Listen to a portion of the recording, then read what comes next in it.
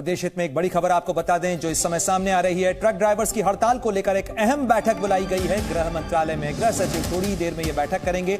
कई राज्यों में ट्रक ड्राइवर्स के प्रदर्शन का जो सिलसिला सामने आया था, जिस तरीके से तस्वीरें सामने आई थी और ये जो नाराजगी हिट एंड रन के कानून में संशोधन के बाद सामने आई थी, उसको लेकर जो गतिरोध है उसे दूर करने के लिए गृह मंत्रालय में गृह सचिव अब से थोड़ी ही देर बाद बैठक करेंगे। ये महत्वपूर्ण बैठक होगी। जिस तरीके से देश के कई राज्यों के अंदर सड़क पर चक्का जाम की तस्वीरें सामने आई थी, उसके बाद क्या समाधान का रास्ता निकाला जा सकता है, उसको लेकर गृह सचिव बात करेंगे। राज्यों के प्रतिनिधियों के अलावा इसके अंदर मोटर ऑपरेटर्स एसोसिएशन के प्रतिनिधि भी इसमें होंगे।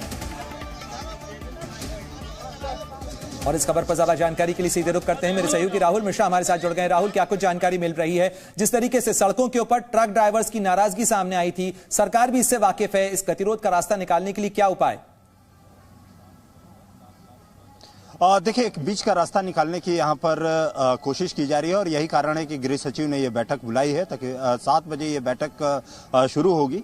और जो ऑल इंडिया ट्रांसपोर्ट कांग्रेस के लोग हैं वो पहुंच चुके हैं गृह मंत्रालय में और अब से थोड़ी देर बाद ये बैठक शुरू होगी। एक बीच का रास्ता यहाँ पर निकालने की कोशिश की जा रही है और सरलीकरण की जो बात की जा रही है यहाँ पर ट्रांसपोर्ट एसोसिएशन की तरफ से, उस पर अब देखना ये होगा कि आखिर में यहाँ पर क्या एक बीच का यहाँ पर रास्ता निकलता है या उसमें किस तरीके से क्या यहाँ पर राहुल। लेकिन इसके अंदर ये जो पूरा मामला है ये भारत न्याय संहिता का मामला है, जिसके अंदर सेक्शन 104 जिसे एप्लीकेबल किया गया है। ये जो मोटर ड्राइवर्स हैं, ये जो ट्रक ड्राइवर्स हैं, इनकी डिमांड आखिर क्या है? क्योंकि क्या हिट एंड रन के केस के अंदर ये पुलिस को सूचना देने से बचना चाहते हैं? क्या इनकी डिमांड है?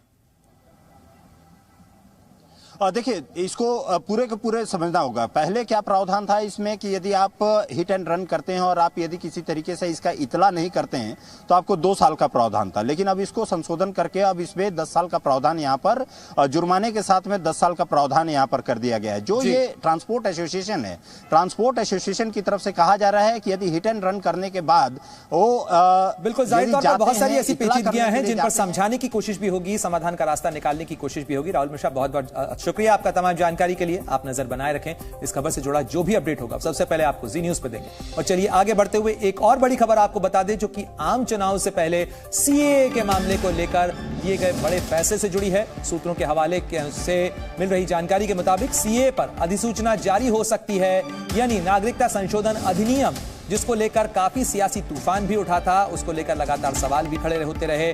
उस मामले को लेकर अब जानकारी निकलकर सामने आ रही है कि बाहर से आए गैर मुस्लिमों को नागरिकता देने के मामले में सीएए को लेकर जो संशोधन किए गए थे उस पर सरकार की तरफ से अधिसूचना जारी की जा सकती है। यानी पाकिस्तान से आए गैर मुस्लिमों को नागरिकता देने का रास्ता खुल सकता है।